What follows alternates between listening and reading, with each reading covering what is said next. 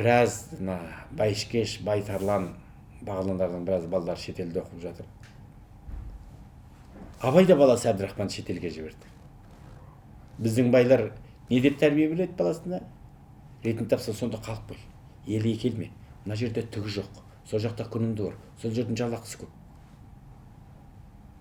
Осы елдің зиялы болып жүрген, ел жер деп аттандап жүрген біраз адамдарды білеміз. Қызым баласын шетелге жіберді. Соны күттеп, қалай бір сонда қайтесің, бұл жерде келешек жоқ деген сияқты. Солар осы елдің келешегін солар көтермесе, сол алған Европаның біліммен тәуелсіз Қазақстанның көсегесін солар көрсетпегенде кім көрсетпек? Тағы да Абайдың талабының үрдісінен шықпай отырмыз біз.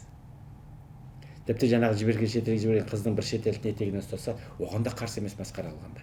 Елге кел, үйренгеніңді үйрен, осындайға жүзеге асыр, мыңға болмаса да бірге пайдаң дейсің, осындай азаматтық ұстаным деген сөз жайқалып бола тұрсын. Әуелге әр балаларын неге шетелге жіберген біздің зиялылардың даусына түспей жатқаны жасырын емес.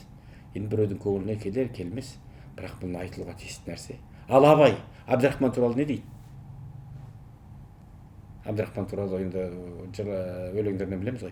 Ел ішіне сау келсең, тағылмайтпас ермедің, жол көрсетіп, сонда өлсең арманым бар, мен бермедім дейді. Және осы елге қызмет қылып өлсең арманым жоқ деген сөзді айтады Абай. Абайдың арманын қараңыз. Яғни перзентті туған еліне қызмет істе деген тілек. Ниет осы.